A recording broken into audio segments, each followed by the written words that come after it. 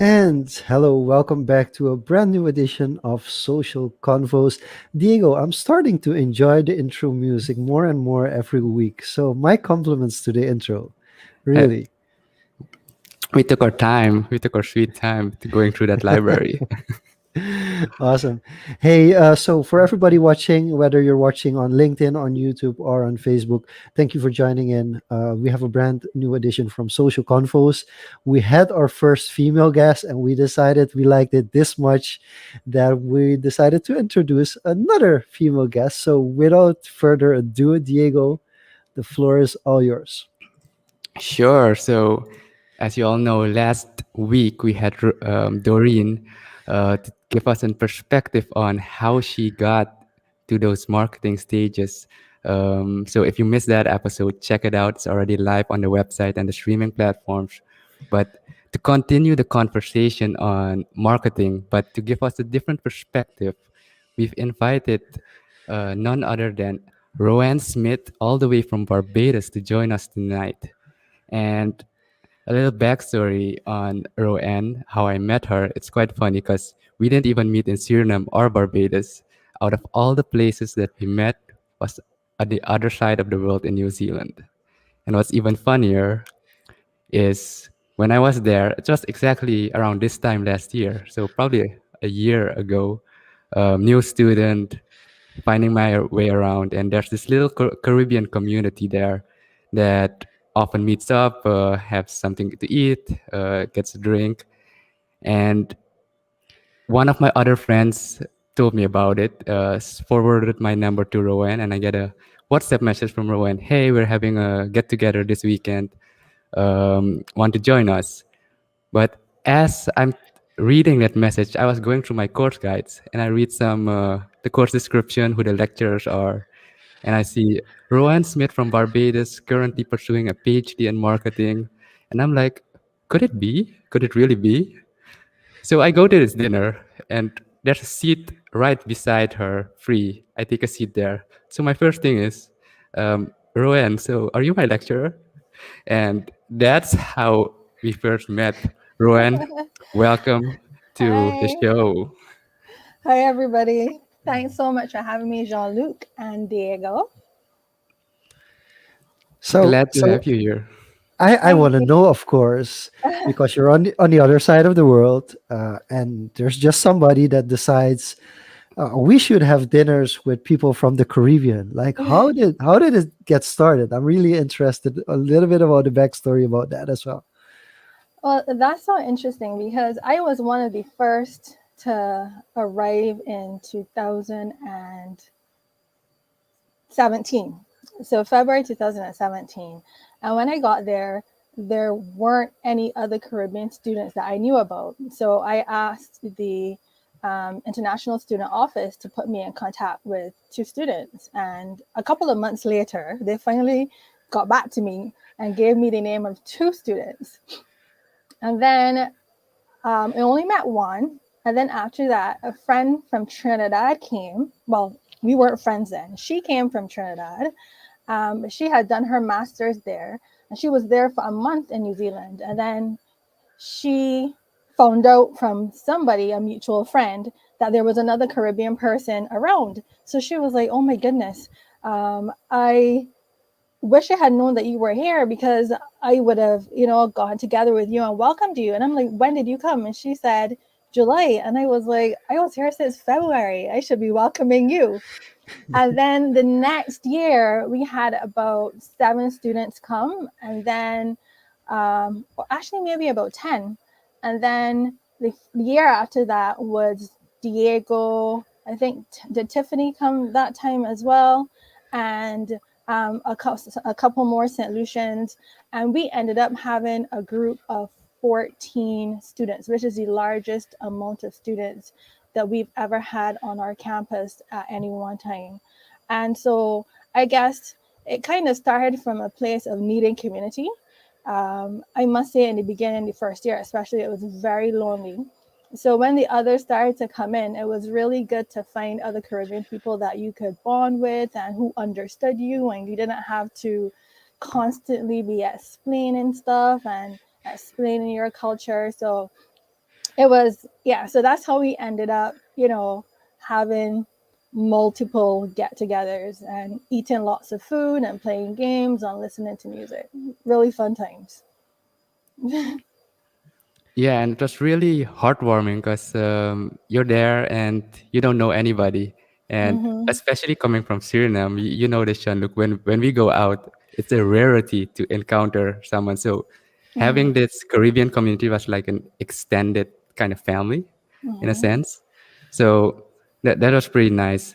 But I like how, well, maybe unfortunate for Roanne that she was the first one of the first ones there. So she took the initiative to reach out to the student office. But I'm curious, um, did you look up any like local communities through social media? Because that's how they kind of formed. I later Mm-hmm. heard that other communities like form that way as well. And Facebook is really prevalent in New Zealand as well. So how would you compare that, finding community that way instead of like reaching Oh, out yeah. directly to, yeah, campus? Well, the truth is, I have to admit, I'm normally an extroverted person, so I'm really outgoing. But when I got to New Zealand, especially the first couple of months, I was, very into myself. I was, I think that's the first time in my life I realized that I had an introverted side. And so I really didn't reach out past on campus, but I did join a Caribbean community Facebook group, which covers all the different parts of New Zealand, all the different cities. Palmy, Palmerston North, where we lived, actually does not have a very big Caribbean community. There are hardly any Caribbean people there. So the opportunity to connect with people there was very limited, very limited. But what's really interesting is that um, through that particular Facebook page, Diego, were you on that page? I don't think so. I was really there short. So Oh, yeah. So through that page, I actually met a student who was studying in Auckland, Anna, and she was doing research on liming, which is, I don't know if in Suriname you talk about liming, but she talked about liming as a research method. And so she actually came down to PAMI and she did some research with us in 2018 where we talked about readjusting to New Zealand culture. So that setting allowed us to connect with other people. And then Anna, in her research, met up with some persons in Wellington, and then she would have then connected us with that group in Wellington. And so, well, that family in Wellington. And so the friendship just continued. So even though there was no direct link in Palmerston North, well, there was one family there for sure. But there weren't a lot of Caribbean people there. We did get the opportunity to touch base with Caribbean people in other cities. Okay, interesting. I mean, it's I studied in Tilburg in Brabant, which kind of in a way was similar because if you know the Netherlands and the geography of the Netherlands a little bit, then you know that Brabant and Limburg, especially the south, it's not as integrated and multicultural Mm-hmm. as like the Randstad with Den Haag, Rotterdam, Amsterdam. So it's very interesting that because I had a very similar experience. Mm-hmm. And what I eventually did in the first year, I went to all these parties that were especially for foreign exchange students and Yeah. foreign students. Mm-hmm. And then in the second year, I decided to, okay, I had some Dutch friends who just they just threw me right into like the real mix, like getting to know what Dutch culture is. So, but I do recognize the loneliness Mm-hmm. and finding out. I think there were three Surinamese people on my campus, like the Oh my whole goodness. university. Yeah, Yeah. three Surinamese people, of which two I didn't know. The other two, I Mm-hmm. think, like 2 years, 3 years later, I found out who they were. Um, so I think it's very interesting how that grew, and that now you're kind of seen by us at least as like one of the leaders who got the Caribbean community and especially in in New Zealand going. So Well, thanks for sharing that. I'm Could you just really shortly happy. I'm just explain really what happy liming for is? them. Liming. Yeah. Liming Yeah, is, just short. I think liming actually, I think, originated in Trinidad and Tobago. And it's a concept of just getting together and eating, drinking, and having fun. So that's what liming is. Awesome.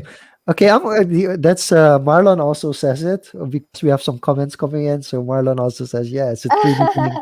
In Surinamese, it's wachilla.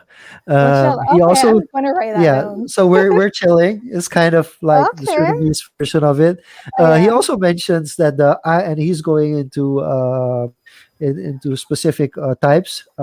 Yeah. Personality INFJ are types. both extro and Yeah. introvert. So that's interesting. We have some Mhm. introvert listeners as well.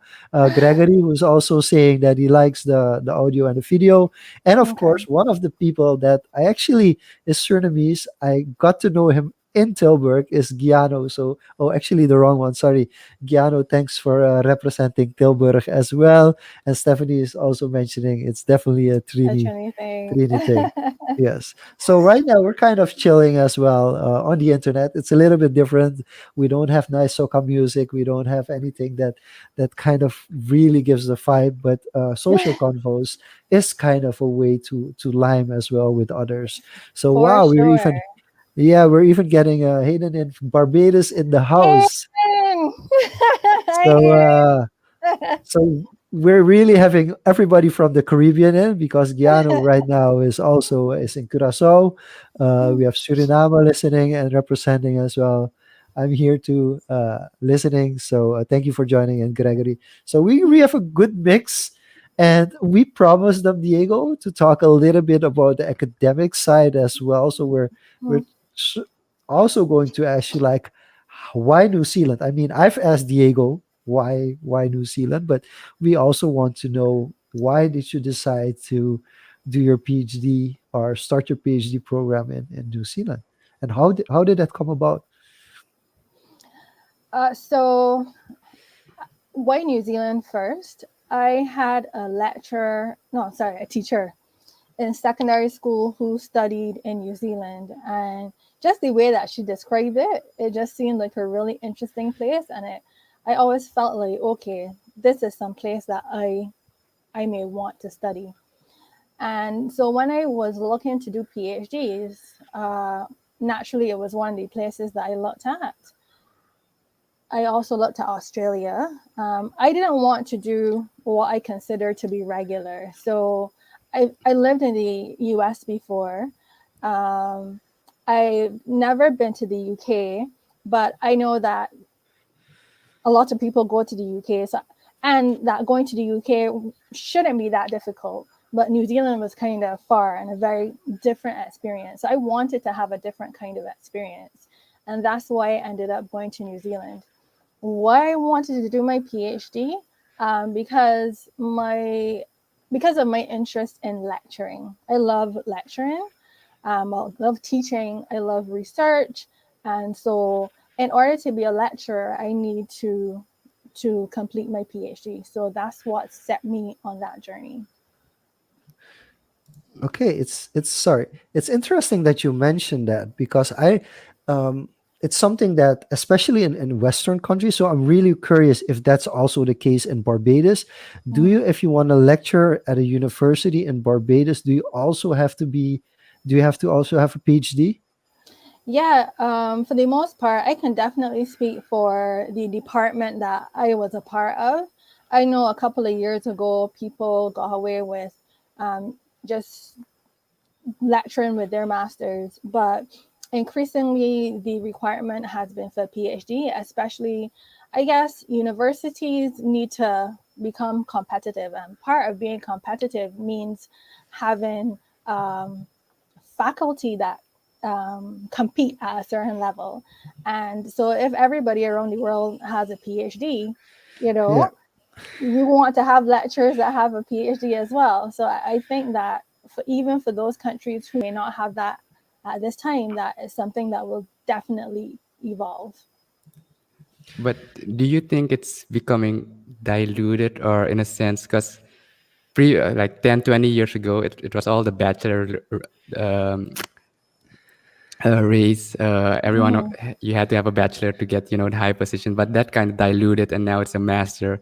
Mm-hmm. And so, do you think the current, I guess, academics structure that the world is set up now, it's Mm-hmm. becoming diluted, or do you still say it's worth getting that PhD if you're not into research and teaching as much, but still having a PhD if you want to, run a business, the Mm-hmm. more business aspect?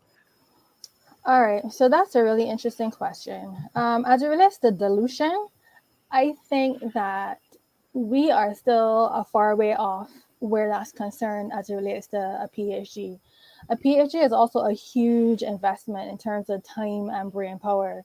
And so it can be very intimidating. And I think even those, in many cases, people that start don't even finish because of the time that it takes and the demand that it puts on your life in general.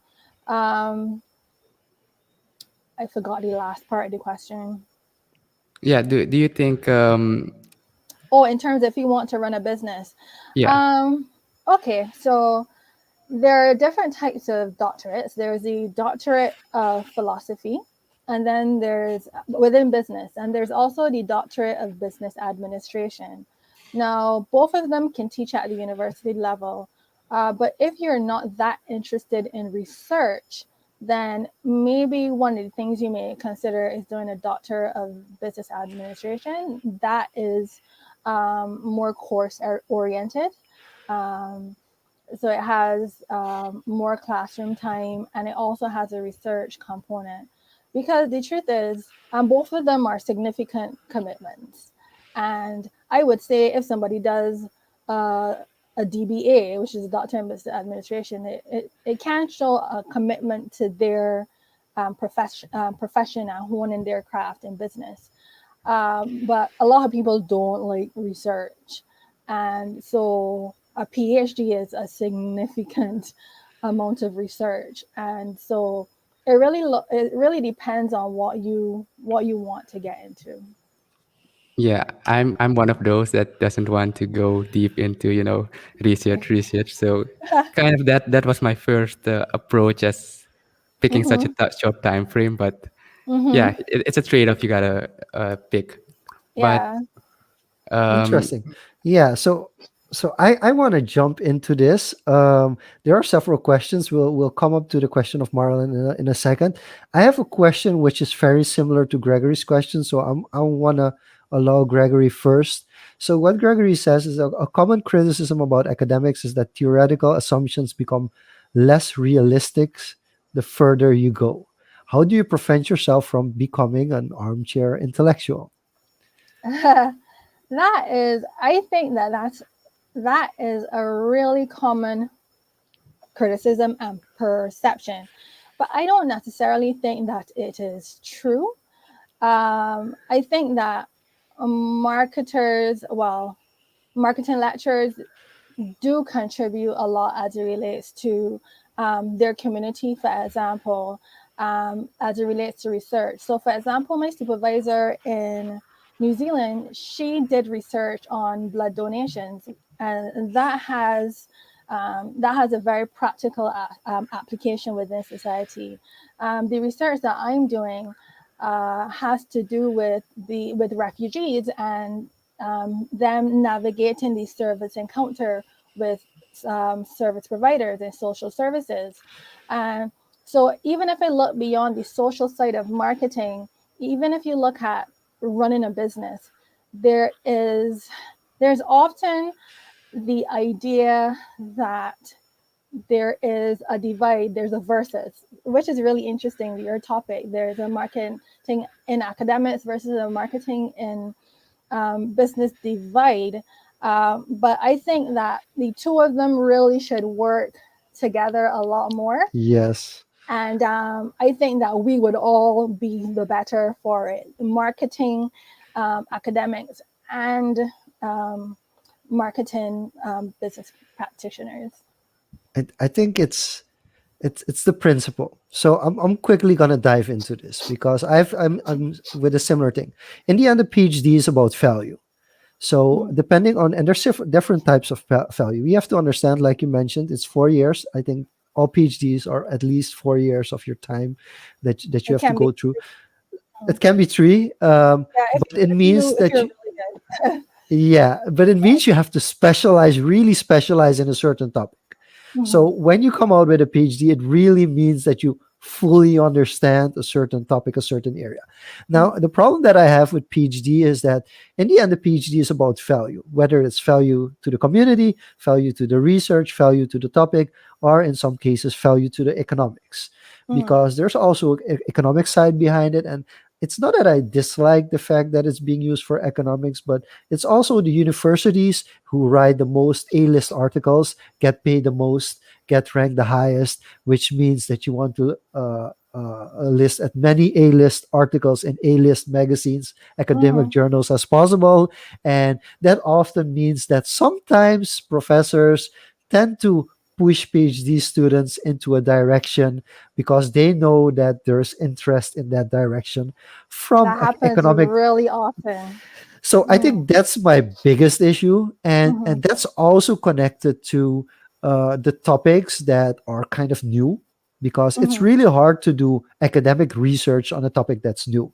There's Mm-hmm. limited literature available. There's limited pre-research or research that you can use. Often research that you have to use is not really meant for that purpose. I think one of the research searches I learned most about is from Geert Hofstede, which is a guy who was working for IBM, and he focused on Yeah. national culture, which Mm-hmm. isn't by all means isn't an academic research, but still it's being It used is by not academics. really. So and Yes. that's what you meant for like working together between Yeah. the actually the professional field and the academics. So Mm-hmm. where my worry is the most is that investing in a PhD, especially in marketing, especially in HR, topics that are quite new to the academic Mm-hmm. field, and maybe not new in the sense like it's already been 30 years that they've been around as academic part of the academic structure, but they're relatively new. And my worry is that those fields move so quickly, Mm-hmm. and academics is all about proven concept, proven theory over time, that often I think for PhD it's kind of hard to one hand come up with something that's new that people the professors will be like, okay, it's worth pursuing this.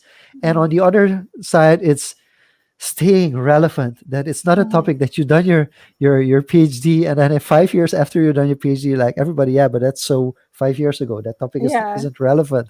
So I Mm-hmm. think like how did you choose, because you chose not directly, but it's related to customer service, like Mm-hmm. how did you what did you factor in when you decided your PhD topic? Okay, I just want to go back a little bit to your point about Yeah. a PhD offering value, because I think that that point is very important. And it's important for persons to know that as a researcher you evolve. I've heard many people say that the PhD is just the start of the career, and then after that you get to research whatever you want Okay. to research, because there's so much um, leeway to go into different avenues.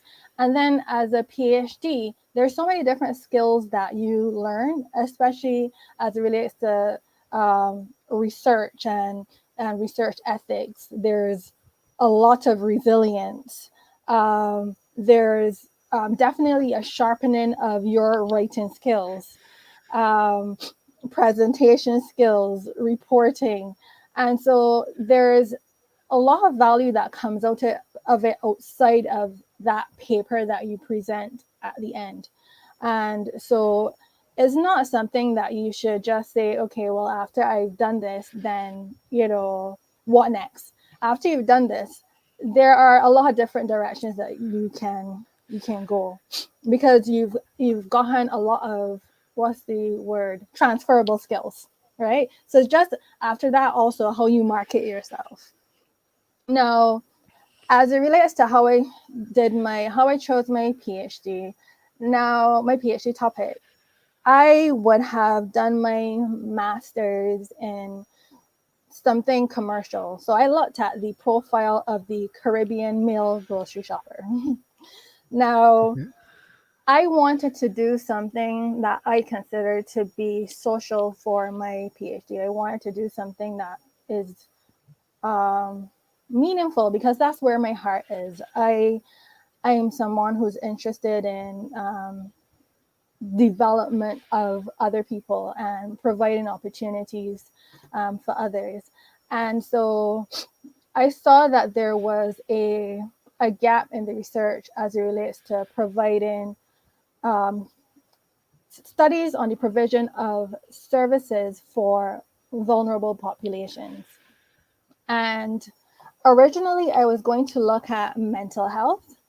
Then I decided, when I looked at the literature a little bit more, that refugees actually were really underserved. And there was not a lot of research that went into providing services for them. There's a lot of adaptation that goes into moving from one country to the other, and not there's not a willing movement. You're uprooted and you are sent. You don't get to choose where you're going, and then you go to a place where you have a lot of language barriers, and you have a totally different way of doing things, and a different way of approaching life, and you're just dropped into this situation. And I think that even though governments sometimes put measures in place, I think that there was need for a greater look into the refugee perspective on their needs, and how they felt about the service. So that's how I ended up doing my topic. I'm Okay. still trying to wrap my head around on how, I Oh, guess, yeah, oh, that's marketing. marketing. Yeah, because marketing, usually the perception is, commercial, drive sales, and you're approaching it from a very social Point of angle. view. So, yeah, could you elaborate on that a bit? Sure, that's a really common question. I have to explain this all the time. Yeah. So I'm very used to it. I'm very used to it. Um, so marketing focuses on the customer, right? And any encounter that a customer or consumer has with a service provider involves marketing. And so services, when we think about marketing, a lot of times we think about marketing products, but we don't think so much about marketing services. And so even though it's social, it's also a service. And when you think about it, those services have to be marketed, and those services have to be designed. Because if we want vulnerable populations to patronize a service, then what we have to do is make the service attractive to them. And we have to do research to find out how we can get them to come, what kind of materials we put out there, what kind of networks we use to get them, how to design the office, or what's not. So, for example, with my research, one of the things that I realized is that a lot of the refugees felt really comfortable in home-like environments, and so sometimes interacting with them, it's best not to sit with them in an office and have a conversation with them, but to take them to the kitchen, because they like to have conversation over food, and just like Caribbean people. So so the thing is, so it's about understanding that it's a service, and and the customer is at the root. And because the customer and pleasing the customer and meeting the customer need is at the root, that's why it's marketing. This is so fascinating, Diego. No, It is. Diego still looks puzzled though. No, no, I'm getting the red thread a bit, and in a sense, I feel like the marketing goes deeper, and it's a recurring theme that I see into like social science and psychology that affects the behavior of, I guess, in this case, your consumers, be it Mm-hmm. social or commercial. Yeah. But there's a lot of emphasis on behavior here. Yes. Yes. So I guess marketing, in a sense, is like a behavior science if you look at academically. Yeah, when you look at marketing, there's a lot of psychology associated with marketing. So there are a lot of psychological theory that is associated with marketing. And even when you look at sociology, there's a lot of marketing theory that has come out of sociology as well. So a lot of persons look at the economic side of it, but marketing actually draws from a lot of different disciplines. social science is in some cases overrated and in some cases underrated.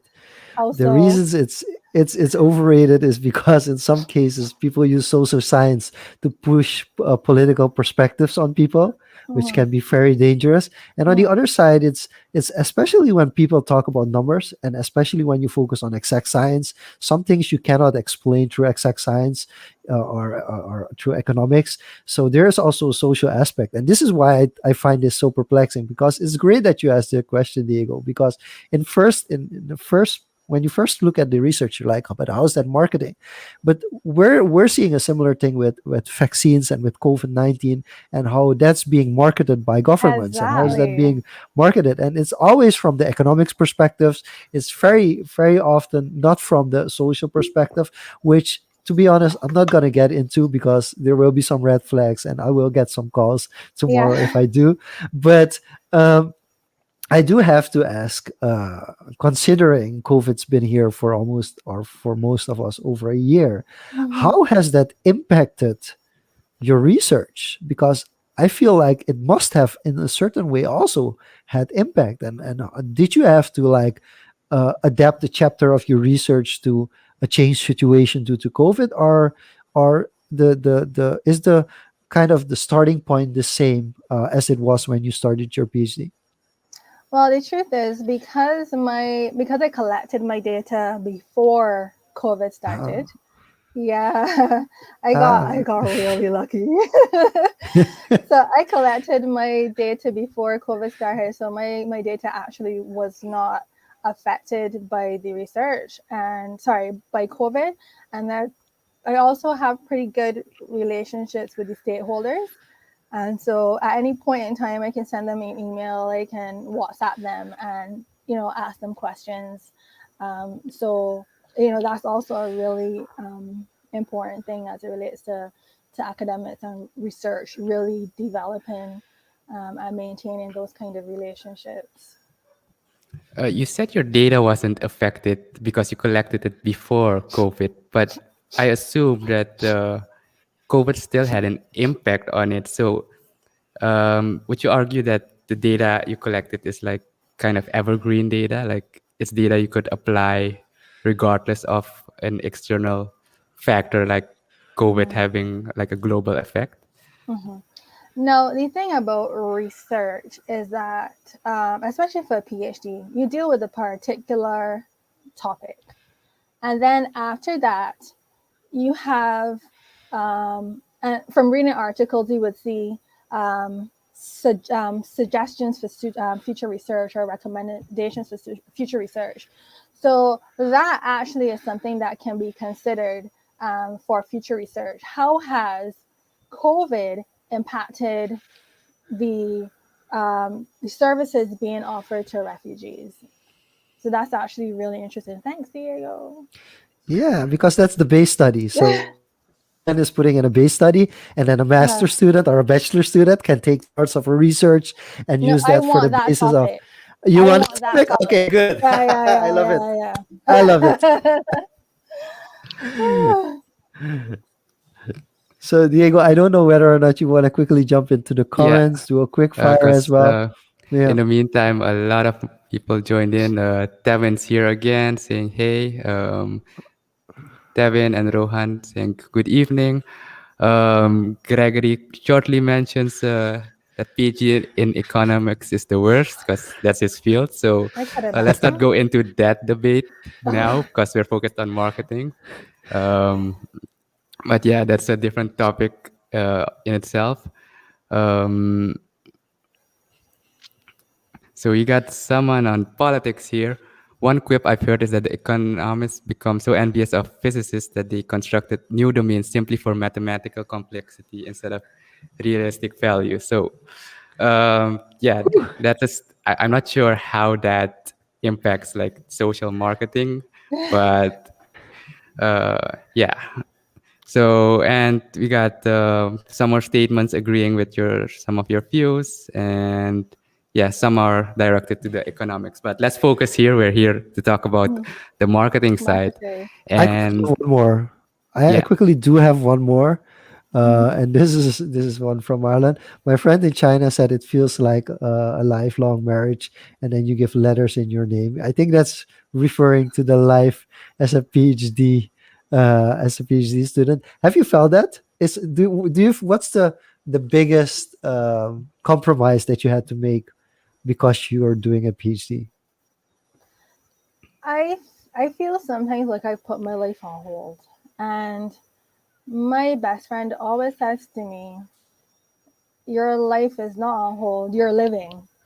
You know, but it just seems sometimes like I am just in this, this zone, and that's the only thing that I'm doing. And especially when I was in New Zealand, I think now that I'm back home with my family, I feel a lot more um, relaxed and involved. But I felt like my life was mostly PhD when I was in New Zealand, and so yeah, can we touch it's on a that lot. contrast a bit? Because you Yeah. left 2017 from the islands to a bigger island, New Zealand, Mm, and hmm. that's very Western. New Zealand's very Western, like Yeah. regard to one of the richer countries. So, and now you got a pandemic in between, going back to Barbados as a totally different situation. Hmm. How has that, I guess, changed your views on, I guess, Barbados versus New Zealand? But Hmm. yeah, in general, how did that contrast affect you going back home? Well, one thing I did have to adjust to when I came back was wearing masks. Like wearing masks was so annoying for me, and because Diego, as you know, we didn't wear masks in New Zealand. Yeah. Yeah. So it was really frustrating. But also when I came home, there wasn't a lot going on with COVID. We had 7 deaths at that point in time, and it wasn't really stirring around. We didn't have a lot of cases, so very minimal activity as it relates to COVID. That changed in December, and so when I compare what happened in December to what happened from December to now and what happened in New Zealand, I would say it's very similar. Um, we have in recent weeks have pretty heavy-handed measures as it relates to closing down the country, um, but necessary, and it has had an effect on our economy, just like it had in New Zealand, and just like business owners were very concerned about business, and there were concerns about layoffs. That's something that we had a concern about as well. I think one of the similarities is that we, both countries have strong female leaders. Um, and so there's that element of compassion as well. Where I would say there's a difference is in terms of resources. We do not have as much in way of resources as New Zealand. So as it relates to the country actually supporting persons who are unemployed or laid off, um, we're doing it right now, but there's a point in time where our resources are going to suffer because there's not if people aren't working, there's not money going into national security, and then so therefore, if there's not money going into it, then taking money out is a problem. Um, but New Zealand has a much bigger economy, and so they have the opportunity to do that on a wider scale. Vaccinations as well. I think that they would be better off as it relates to vaccinations and finding what they consider to be the best vaccine and being able to purchase vaccines, which is something that would be more difficult for us.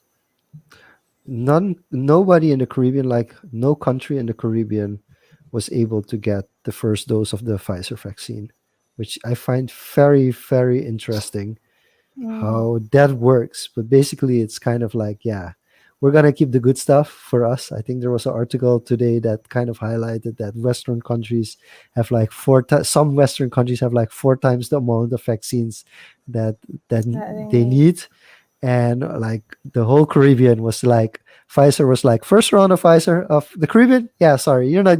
No countries, not even the Mm, biggest like Jamaica or anything. Like nobody got mm, into the first round, which I find. I mean, geopolitics. We spoke about academic politics already mm, on getting into the bigger journals, academic journals, but geopolitics is all about geopolitics as well, unfortunately. So I do think it's interesting to see because compared to Western European countries, I have a feeling that New Zealand is a little bit not. I mean, that's something you guys have to tell me. Is there? Have you been to Western European countries? Have you lived there or studied there, or can you draw a comparison on? I feel I like have not. for some reason, I feel Australia and New Zealand are a little bit more relaxed than Western Mm, European countries. But okay. I can't give any facts on that. But it does Mm, some way feel that. And I think New Zealand, when it comes to certain campaigns, like government campaigns, especially the campaigns surrounding wearing a seatbelt in your car, those kind of campaigns, New Zealand has a very strong way of getting the message across, which is really interesting, which we don't see in a lot of countries. So I'm also kind of worried now. I'm rambling on a bit, but I'm also wondering like how is that connected to the female leadership that you're talking about? mhm. Well, it's important to note that we haven't always had female leadership. Same thing with New Zealand; they haven't had always had female leadership. So I think that in some ways that is also a reflection of the type of society that you live in. So when we talk about Hofstede, for example, um, and if we are to use his theory, where he talks about some societies being feminine versus masculine, for example, I think that those kind of things would be taken into consideration um, when we look at things like campaigns and how the country is governed on a whole. So do you see that like if we like take like Hofstede's metrics, do you Mm, recognize Barbados as a more feminine country? that's a really good question. I've never thought about it. I have never thought about it, and I am not quite sure where we sit. It's hard because IBM often didn't have the data of the Caribbean as well. When Yeah, I when I first got to Hofstede, the guy who was our professor was from Greece, and mm, he was going through the list, and I was trying to find Suriname, but Suriname wasn't on the list, I don't think and we were I on the list either. no, and But I even think thinking about it, I'm trying to think, yeah. and mhm. I think Germany might be a good example, but I'm talking off my head here. I don't have Well, I don't have factual evidence. Germany is supposedly masculine. supposedly masculine. I thought both Germany and the Netherlands were a little bit more feminine than I do know for a fact. One thing that I can factually say is that Caribbean countries are much more group oriented Yeah, yeah. compared For to Western sure. countries. Mm. Yes. For sure. So so that's one thing I can say. I couldn't say other uncertainty avoidance is a very interesting one. I think uh, um, uh, what's it called, the power distance. Yes, I Mm-hmm. mean Yeah, in power distance. general Caribbean countries have a very big power distance. Like we in traditional speaking, we're like, yes, it's allowed, our boss is allowed to have like this big office and this big car, and we're Mm-hmm. never allowed, where we don't question him because he or she is god. That I power think distance, that's I think that's yeah, changing a lot, you know. I it's don't know. changing a lot indeed. Yeah, yeah, for sure. It's Yeah, changing a lot. There's a lot of informality that's developing in the workplace because people are realizing that these hierarchies aren't working. You know, they aren't necessarily producing, and so people have to change with the times. I think this is evolving a lot through the internet as well. I Yeah, want to for sure. quickly um, dive into that. So, yeah, the Western countries are more the opposite of what you guys said, more individual focused, no power distance. Do you think this is caused by, I guess, the overwhelming part of like the media and the world ruled by the, I guess, the Western capitalist society, and that having an overflowing impact on the smaller nations and changing, shifting the way The people behave dynamic. and react on that? Absolutely. I think that, you know, the larger Western countries, particularly for the Caribbean, I think that the U.S. does have a an impact. I mean, we watch. I don't know about in Suriname, but in Barbados, we watch a lot of Caribbean, sorry, a lot of U.S. television. So there are lots of children. Well, I grew up watching it, but when I look at my some of my nephews, for example, or other little children, you hear them talking, and you hear that they have an American accent, and it's because they listen to so much TV that sometimes when they say certain words, you know, you hear that coming out. So there's definitely an influence. Yeah, I'm gonna agree on that. But I also agree that the internet is disrupting this whole thing a lot. And the individual, because in the end the individual notions, so there's kind of the individual pros where you are like, okay, I'm personally gonna develop myself, I'm gonna put myself first. And then you also have kind of the group environment where you're saying like, no, we're here for each other.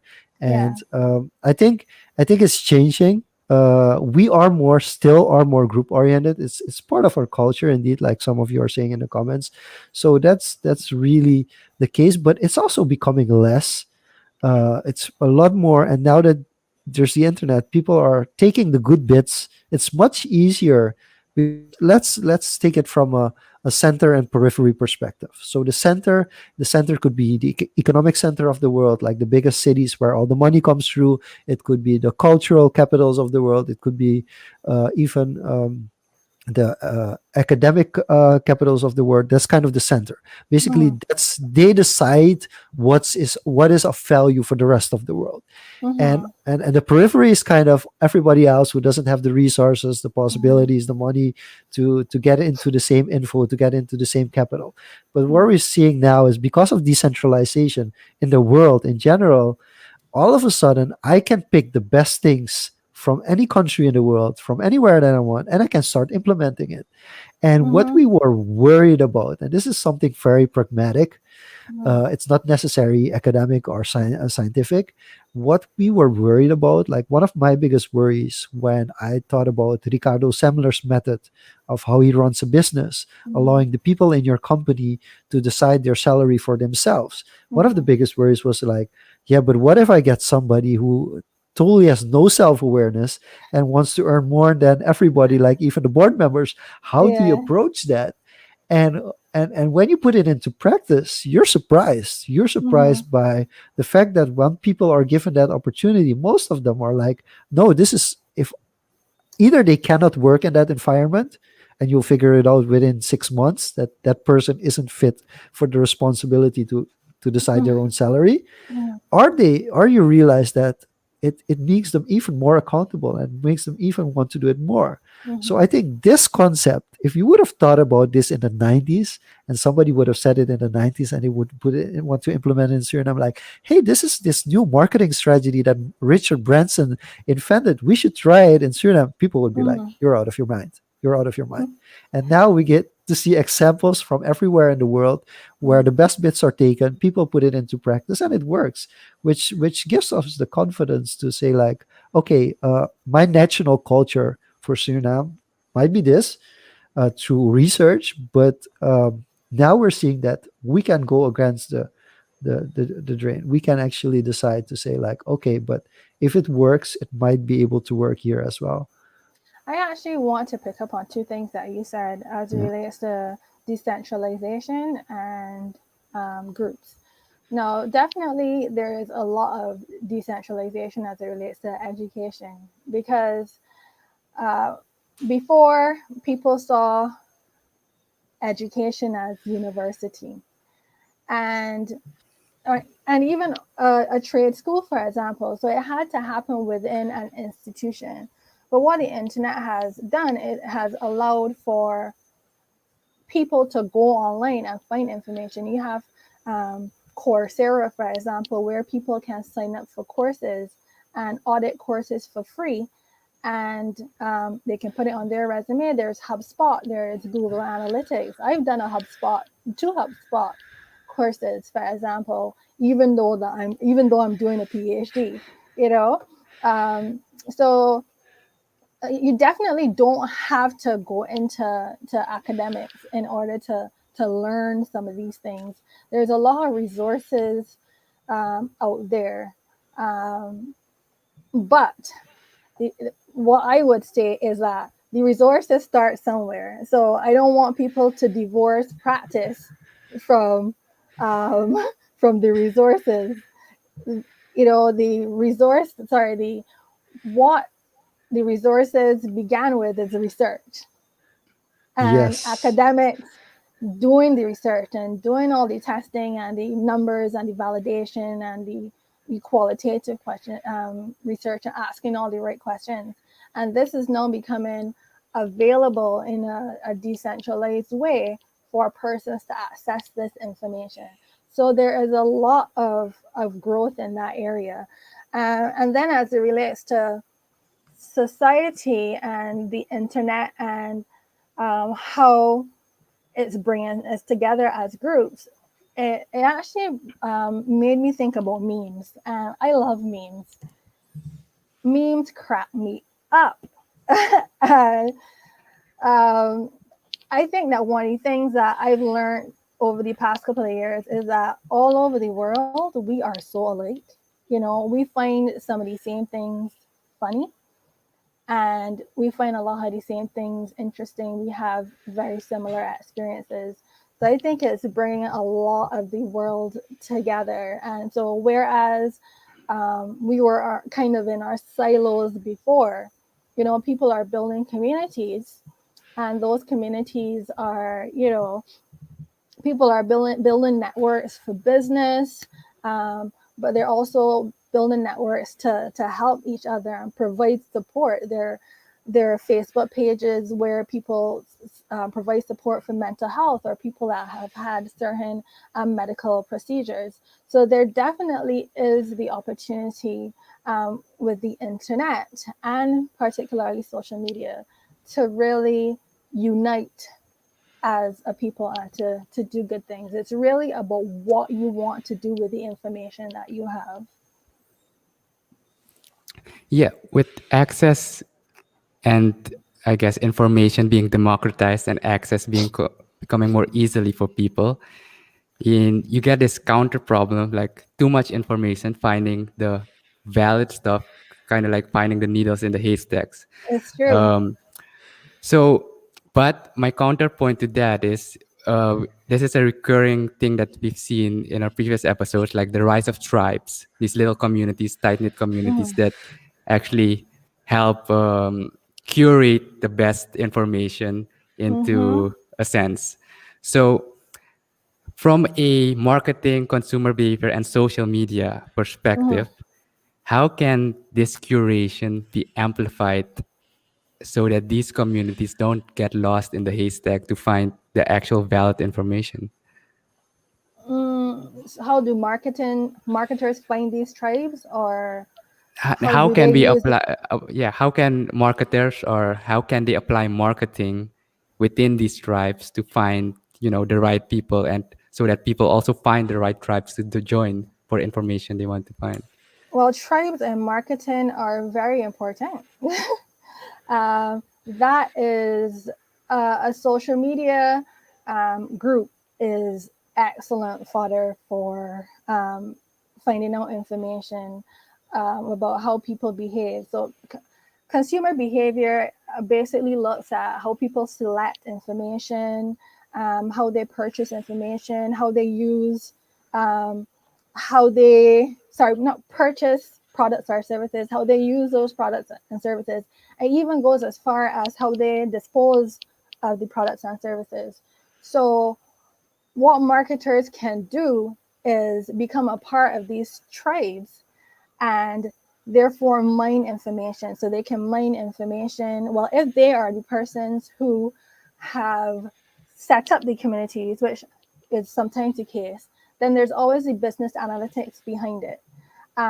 But there are some cases where the consumers, because you're seeing this increasingly, they are creating their own consumer trades, and it is up to marketers to get involved in these kind of conversations, see what people have to say about their product, their services, see how people are using them, see what kind of suggestions that they have to make about them, so that they can continue to produce value. Because marketing is about communicating, creating, and delivering value.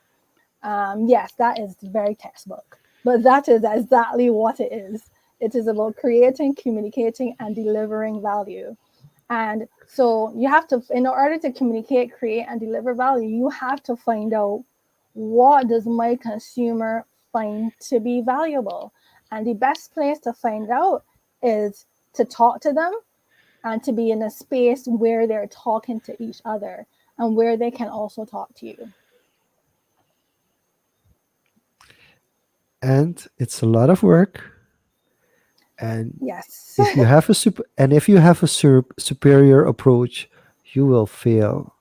Yes. If you're going in to a tribe to convince them of your standpoints without understanding what the tribe is about, you will fail miserably. And I feel that we're not putting enough effort. And as we, I'm talking about as a collective, I'm talking about the government, Mm-hmm. the people, the leaders of today's world, because it's a lot of work.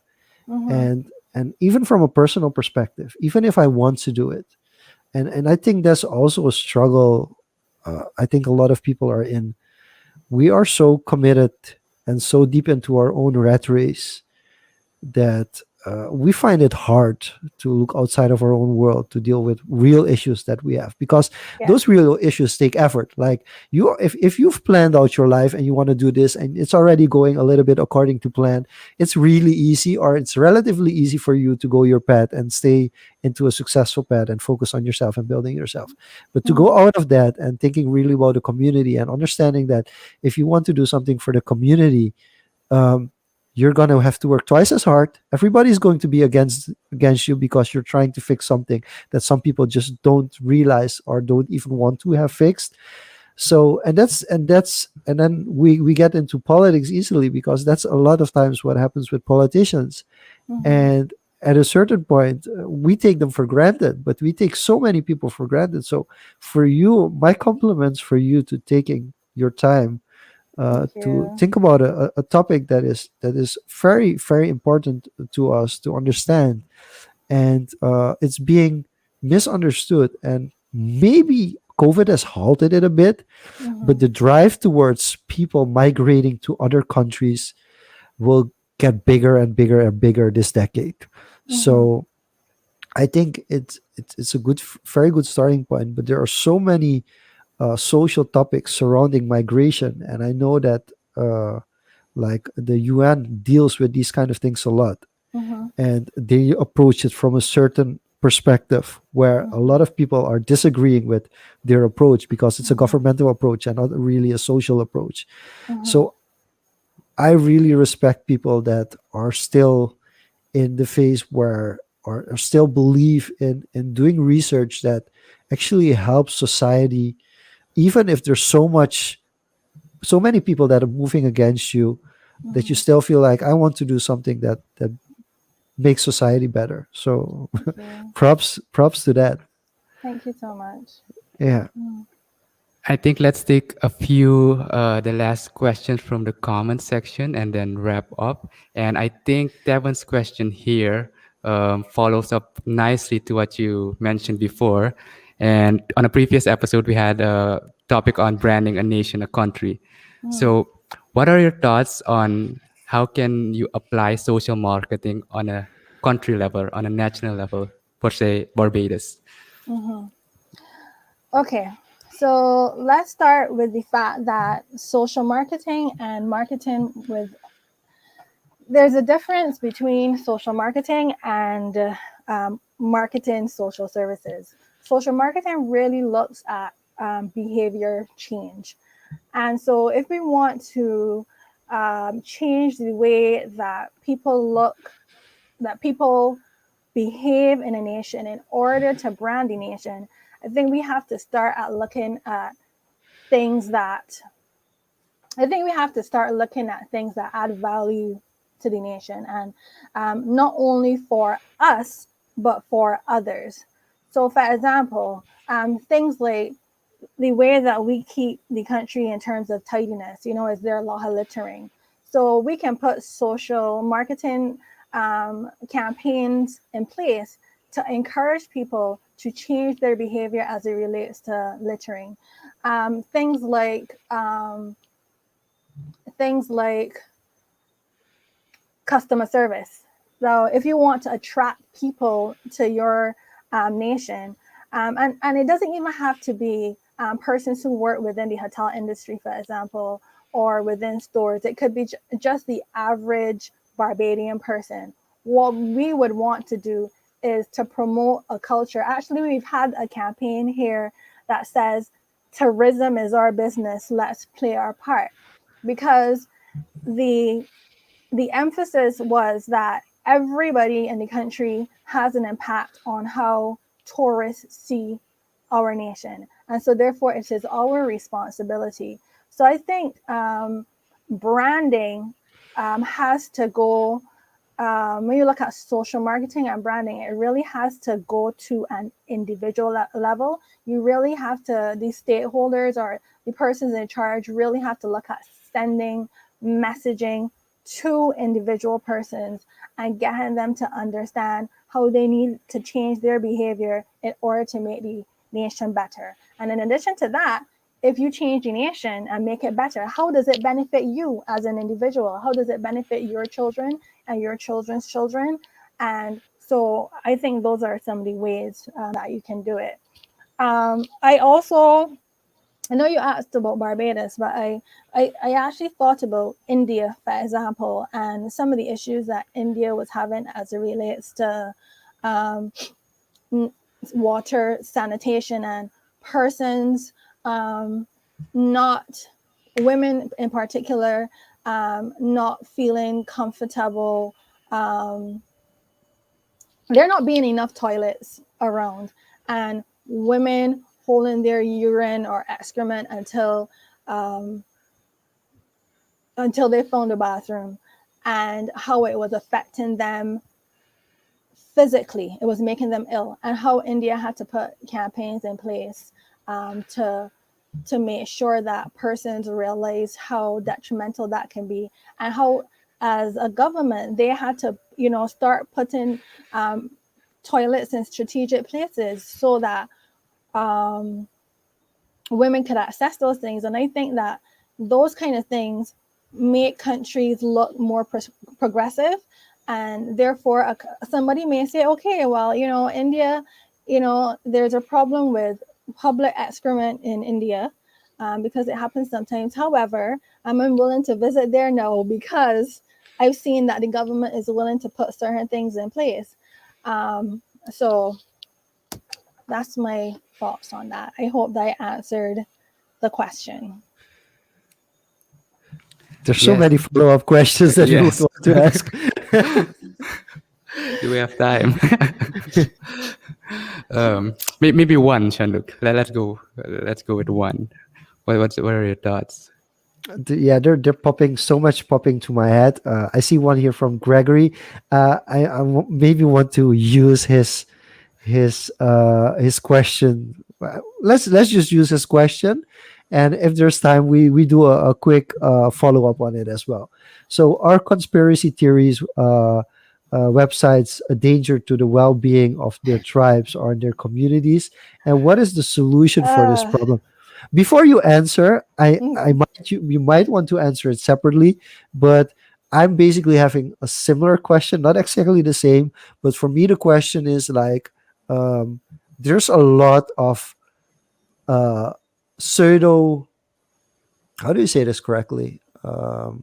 Pseudo intellectual wisdom going around, especially around also around well-being, but also around marketing. And Mhm. like, what is the biggest misconception about the academic field of marketing? So it's a separate question. So, but the first question, of course, is the question of Gregory on our conspiracy theory websites a danger to the well-being of their tribes and communities, and what is the solution to that? And then a follow-up question from me is like, what is the biggest misconception that people would think like, okay, I can learn something from the internet about marketing? What's the main aspect that they miss when they haven't done marketing from an academic perspective? Okay. All right. So Gregory's question.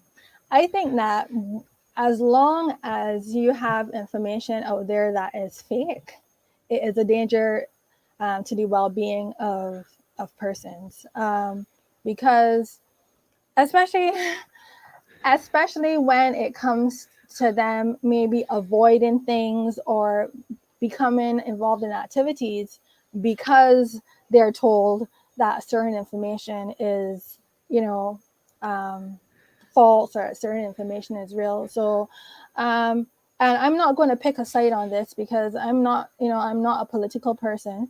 But even as it relates to things like getting vaccines and whether you should or whether you shouldn't, there is a lot of conversation around it and a lot of theories on whether that's good or not.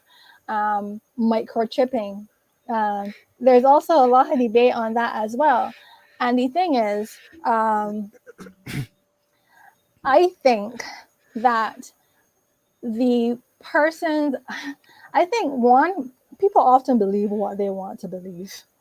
Um, I think two, it is the job of persons, whether they be marketing practitioners or researchers who are um, using marketing methods or communication methods to get information out there to um, to get the information to those people. Now, I I don't want to draw this on for too long, but I remember watching a video about this lady. She used to attend the Westboro Baptist Church in the U.S. and they do a lot of picketing at funerals of military people, and you know they say things like God hates homosexuals and all of these different things. And so this lady, she was the granddaughter of the person that founded the church. Then she entered a community, and her plan was to spam the community with negative information. But then somebody actually, people in the community actually started to engage her. And they civilly asked her, okay, so why do you think this? And have you ever thought about it that way? And slowly but surely, through not judging her and having conversations with her, she was able to come around, and now she's no longer a part of that church. She doesn't believe in what they believe in anymore. So I think also we need to look at the tone of the message. we can't approach people like they're stupid, you know, um, because I'm sure that everybody thinks that somebody is stupid about something, you know. So I think if you want people to change their behavior, um, the best way to do it is to be kind and to approach them with respect. So I think that that's what marketers need to do. That's the place that the messaging has to come from. Sarcasm is not a good idea, for example, in messaging for that kind of thing, because it offends. It's just not going to work. No, your question about the misconception. I think the biggest misconception about marketing is that there are two major misconceptions. That is just about advertising, and that it is just about manipulating people, getting people to do what you want to do. Um, and the truth is, advertising is just a really small part of marketing. You know, if you think about it from the academic perspective, there's the 7 P's. If you look at services, right? There's product, price, um, there's product, price, distribution. Um, what else is there? There's process, people, physical evidence, promotion, which is where advertising belongs. So there's so many different aspects of it that you have to consider when you're marketing. And so just look at one tiny piece. So if you look at advertising, that's a part of promotion, but so is sponsorship. Sponsorship is a part of promotion as well. So Corporate um, social responsibility. exactly. So Yeah. the thing is, so you limit yourself when you think that, because there's so much more that you can do when you expanded your knowledge in that area. And then in terms of manipulation and trying to get people to do what you want to do, yes, um, you are in some ways trying to influence consumer behavior, but sometimes it's also about being able to understand consumer behavior so that you can guide them toward well-being. Now, when you look at the history of marketing and where it has evolved from, at first there was a product orientation, so you're just trying to find the best quality products to sell to the market. You weren't considering what people wanted. And then you were focused on trying to sell the most product. And then people realized, okay, you know what? We have to look at the customer and find out what the customer really wants, which is the marketing concept.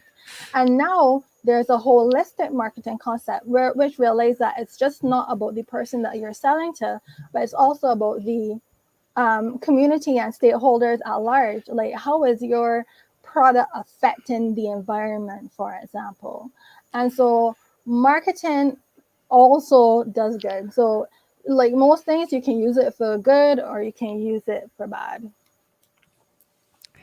It seems that from what you're summing up there and from my personal observations, a lot of businesses only touch on maybe 2 or 3 P's on that chart. Yeah, And yeah, I think that's something more and more businesses and I guess younger entrepreneurs and marketers should look at. And going into absolutely. academics is something worth doing in that sense. Yeah, Well, at least learning the basics, I would yeah. say. Because Um, yeah. sorry, go ahead.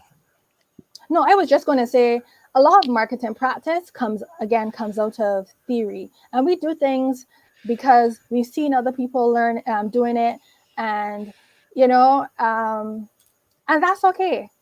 But sometimes we don't have all the information, and so and some of the very successful people, haven't had um, tertiary education, for example. So I'm not saying that that's the route that you have to go, but my thing is definitely get some knowledge, because I think that it will definitely um, your broaden your opportunities, and it can really help you to scale your business.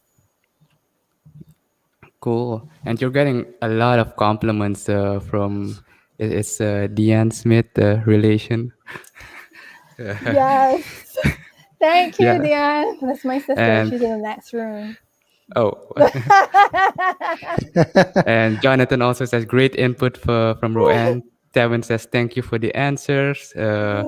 Gregory says memes are life. And Yes. I guess to close it off, to bring it back home from your fellow Bajan, I assume. Roanne, if you could make one marketing change for Barbados, what would you prioritize? Hey, no, why you want to ask me a hard question? Hmm? Why you trying to embarrass me on the people show today? If I could change one marketing thing in Barbados, what would I prioritize? I think that we need to, as a country, get into more marketing research. I think that there's a lot of data that can be captured in Barbados that's not captured, that can be used for good, and it can be used to change the lives of people. And when I say that, I don't even mean it from a social perspective. I mean in terms of employment. You know, being able to give jobs to people and create an employment. And um, I think we need to get more serious about qualitative research.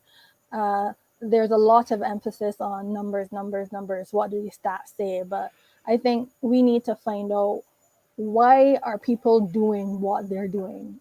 So it's not just about knowing what people are doing, but finding out the why. I think when we find out the why, we're able to offer better value. And there you have it, Hayden. So, Sean-Luc, Awesome. final thoughts, and then we'll give Roanne. I'm just gonna say there are even more well done's coming in here. We do have to close it off. We want to Yeah. thank everybody for watching. It was a really good show when it comes to viewers' perspective. There were a lot of people in here that went in for questions and asked questions. So thanks Mhm. for keeping this interactive, Rowan. Thanks so much for joining in and being our guest. I Thank know we you. haven't touched on everything which we were supposed Yeah, to touch on, so there's definitely a few to show in the making. no But I want problem to at allow, all. awesome. But I do want Diego to close off the show, allow the viewers to know how they can listen or re-listen this podcast, and then we'll do the outro. Yeah, so to close off, this episode, in case you have friends who missed it, this episode will be released on Saturday on the podcasting platform, so you can check it out there. If you missed the previous episodes, I highly recommend it. It's we also cover other marketing aspects from different angles, especially social media. So check those out in the meantime while you wait to re-listen to this one. And it's on confoes.com. Um, so I want to give Roanne a chance to say what people can expect from you in the near future, how they can find you if you want them to find you, Yeah. and any last messages, and then we'll close off. Okay, so if you want to find me, a good place to find me is on LinkedIn or on Facebook. My name is Roanne Smith on there. And you can just send me a message and let me know that you've watched the program and maybe you want to connect and ask some questions. I would be more than happy to do that. What to expect from me to finish my PhD. And also to make an impact. I really want to do some work in the disability space. Um, improving the lives of persons with disabilities. I want to get into some more teaching and lecturing. That's my passion. And so, yeah, that's what you can look forward to from me. Thank you so much, Rowan. Thank you. That was Social Convos. Excellent job. We're heading to the outro and see you next week. Bye bye. Bye.